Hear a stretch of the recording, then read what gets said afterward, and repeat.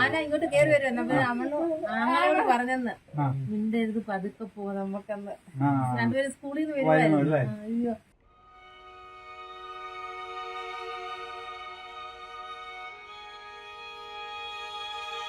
മാതാവിൻ്റെ മരണത്തിൽ ഒന്ന് ഉറക്കെ കരഞ്ഞ് നിലവിളിക്കാൻ പോലും കഴിയാത്ത ആമിന എന്ന കുട്ടിയുടെ അവസ്ഥ ഏവരെയും നൊമ്പരപ്പെടുത്തുകയാണ്. പിന്നെ ഒരു പശുവിനെ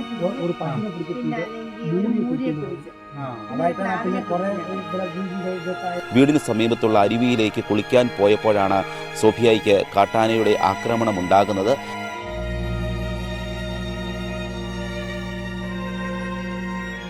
നമസ്കാരം. ഞങ്ങൾക്ക് മാത്രമല്ല, കുട്ടികളുള്ള എല്ലാ വീടുകളിലും നിങ്ങളെത്തി അവരുടെയൊക്കെ ക്ഷേമം അന്വേഷിക്കണം. റംസാൻ നാളിൽ ഭക്ഷണ കിറ്റുമായി എത്തിയ BRC ഉദ്യോഗസ്ഥരോട് കാട്ടാന ആക്രമണത്തിൽ കൊല്ലപ്പെട്ട സോഫിയ ഇസ്മയിൽ പറഞ്ഞത് ഇങ്ങനെയാണ്. കേൾവിശക്തിയും സംസാരശേഷിയും ഇല്ലാത്ത ആമിന എന്ന കുട്ടിയുടെ മാതാവ് കൂടിയാണ് കോട്ടയം മുണ്ടക്കയം ചെന്നാപ്പാറയിൽ കാട്ടാന ആക്രമണത്തിൽ കൊല്ലപ്പെട്ട സോഫിയ ഇസ്മയിൽ. ഈ മേഖലയിൽ ഉണ്ടാകുന്ന വന്യജീവി ആക്രമണങ്ങളെപ്പറ്റി കാഞ്ഞിരപ്പള്ളിയിൽ നിന്നും എത്തിയ BRC ഉദ്യോഗസ്ഥരോട് അവർ വിവരിക്കുകയും ചെയ്തു. മാതാവിൻ്റെ മരണത്തിൽ ഒന്ന് ഉറക്കെ കരഞ്ഞ് നിലവിളിക്കാൻ പോലും കഴിയാത്ത ആമിന എന്ന കുട്ടിയുടെ അവസ്ഥ ഏവരെയും നൊമ്പരപ്പെടുത്തുകയാണ്.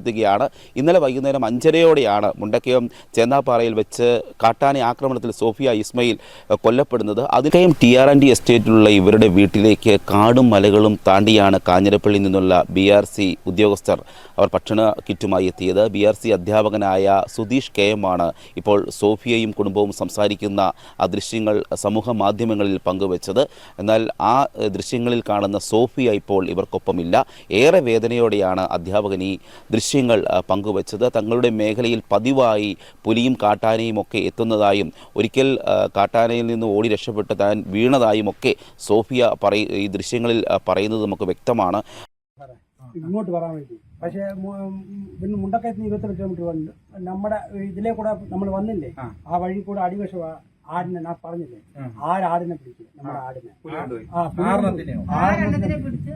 പിന്നെ ഒരു പശുവിനെ പിടിച്ചു, അതായിട്ടാണ്. പിന്നെ കുറെ ഇവിടെ വീടിന്റെ ഇതൊക്കെ ആയപ്പോഴത്തേക്ക് പിന്നെ മോടെ കാര്യങ്ങളൊക്കെ ആകുമ്പോഴത്തേക്ക് കുറെ ആടിനെ ഇതിനൊക്കെ കൊടുത്തിട്ടാണ് 5 പട്ടികളെ പട്ടി ഇവിടുന്ന് നമ്മുടെ നിങ്ങൾ പുലി വരുമ്പോ ഇവിടെ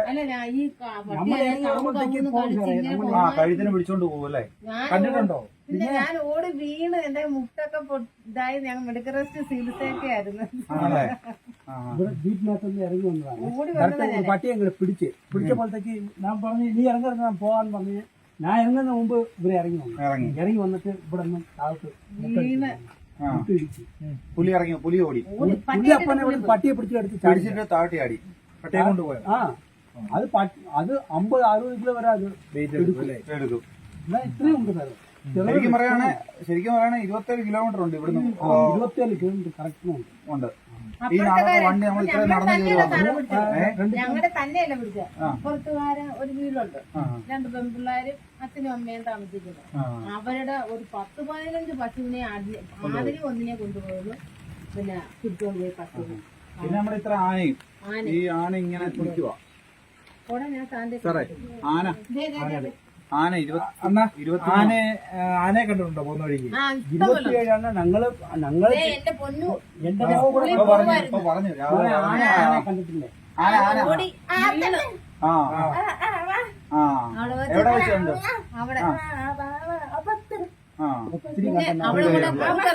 പുള്ളി പോകുമ്പോ കാണിക്കും നിങ്ങളെ കൊണ്ട് പോകും. ആന നേരെ വരുമോ, കൊച്ചു വീണു ആന പേടിച്ചോട്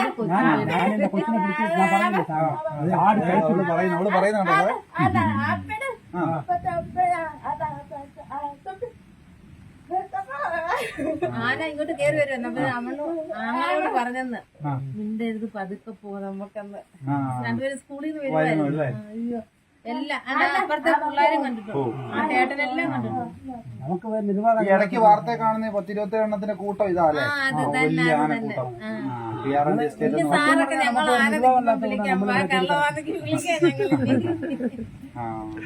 ഞാൻ മൊബൈലിലൊക്കെ എടുത്ത് ഒറ്റേക്കുമായിരുന്നു.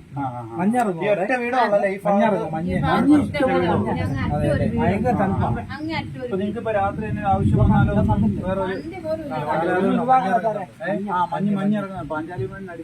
നമുക്ക് ഒരു നിർവാഹമല്ല വണ്ടി പഠിക്കുന്ന സഹായിച്ച് ഒരു ആപത്ത് വരാതെ രാത്രിയിലൊക്കെ എന്തെങ്കിലും അപകടം വന്നാലുണ്ടല്ലോ ഒന്നിനും ഒരു നിർവാഹമില്ല. വണ്ടിക്കാരെ വിളിച്ചാൽ പോലും പേടിച്ച് ആനെ പേടിച്ചൊക്കെ ഇപ്പോഴൊക്കെ വരും. സന്ധ്യ ആവുന്നതിന് മുമ്പ് വരും.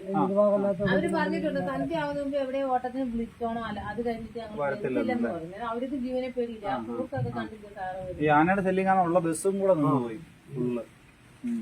അപ്പൊ ഒന്നും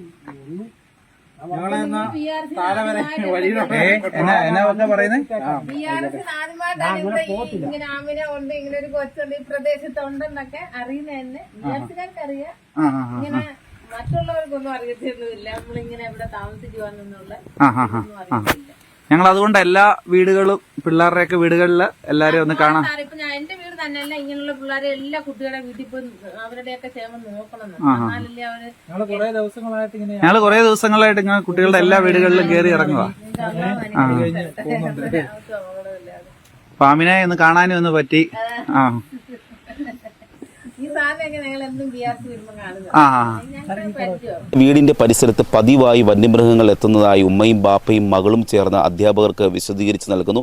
ഈ മേഖലയിൽ 27ഓളം കാട്ടാനകളാണ് കൂട്ടത്തോടെ എത്തുന്നത്. അത് പലപ്പോഴും ഞങ്ങളുടെ ജീവന് തന്നെ ഭീഷണിയാണെന്ന് സോഫിയ ഉൾപ്പെടെ അധ്യാപകർക്ക് വിവരിക്കുന്ന ദൃശ്യങ്ങളിൽ കാണാൻ കഴിയും. ഏതായാലും ഇന്നലെ വൈകിട്ട് 5:30യോടെയാണ് ഈ ദാരുണമായ സംഭവം നടക്കുന്നത്. വീടിന് സമീപത്തുള്ള അരുവിയിലേക്ക് കുളിക്കാൻ പോയപ്പോഴാണ് സോഫിയയ്ക്ക് കാട്ടാനയുടെ ആക്രമണം ഉണ്ടാകുന്നത്. ഏറെ നേരം കഴിഞ്ഞ ഉമ്മയെ കാണാതെ വന്നതിനെ തുടർന്ന് മകനാണ് അന്വേഷിച്ചെത്തിയത്. അപ്പോഴാണ് കാട്ടാനയുടെ ആക്രമണത്തിൽ രക്തത്തിൽ കുളിച്ചു കിടക്കുന്ന അമ്മയെ കാണുന്നത്. ഉടൻ തന്നെ പിതാവിനെയും വിവരമറിയിക്കുകയായിരുന്നു. സമീപവാസിയും അവിടെ ഓടിയെത്തി. അപ്പോഴേക്കും മരിച്ച നിലയിൽ സോഫിയയെ കാണപ്പെടുകയായിരുന്നു. പിന്നീട് നാട്ടുകാരുടെ പ്രതിഷേധമുണ്ടായി. രാത്രി വൈകിയും ജില്ലാ കളക്ടർ എത്തുന്നതുവരെ പ്രതിഷേധം തുടർന്നു. ജില്ലാ കളക്ടർ ഇന്ന് പുലർച്ചെ എത്തി 10 ലക്ഷം രൂപ കുടുംബത്തിന് ധനസഹായം പ്രഖ്യാപിച്ചതിനെ തുടർന്നാണ് നാട്ടുകാർ പ്രതിഷേധത്തിൽ നിന്നും പിന്മാറിയത്. ഇപ്പോൾ സോഫിയയുടെ മൃതദേഹം കാഞ്ഞിരപ്പള്ളി ജനറൽ ആശുപത്രിയിൽ പോസ്റ്റ്മോർട്ടത്തിന് എത്തിച്ചിരിക്കുകയാണ്. ഉച്ചയ്ക്ക് ശേഷമായിരിക്കും ഖബറടക്കം നടത്തുക. ഏതായാലും ഈ സംഭവത്തിൽ വ്യാപകമായൊരു പ്രതിഷേധമാണ് ഉയർന്നിരിക്കുന്നത്. TR&D എസ്റ്റേറ്റ് മേഖല കേന്ദ്രീകരിച്ചാണ് കാട്ടാന കൂട്ടത്തോടെ എത്തുന്നത്. പലപ്പോഴും ജനവാസ മേഖലയിലേക്ക് എത്തുന്നു. അത് വലിയ ഭീഷണിയായി മാറുന്നുവെന്നാണ് നാട്ടുകാർ പറയുന്നത്. ഈ കാര്യത്തിൽ അടിയന്തരമായ ശാശ്വതമായ ഒരു പരിഹാരം ഉണ്ടാകുന്നതുവരെ ശക്തമായ പ്രതിഷേധ പരിപാടികൾ നടത്താൻ ഒരുങ്ങുകയാണ് മുണ്ടക്കയം ചെന്നപ്പാറ മേഖലയിലെ ജനങ്ങൾ. Cameraman ജിതിനൊപ്പം CR Shyam, Marunadan Malayali, Kottayam.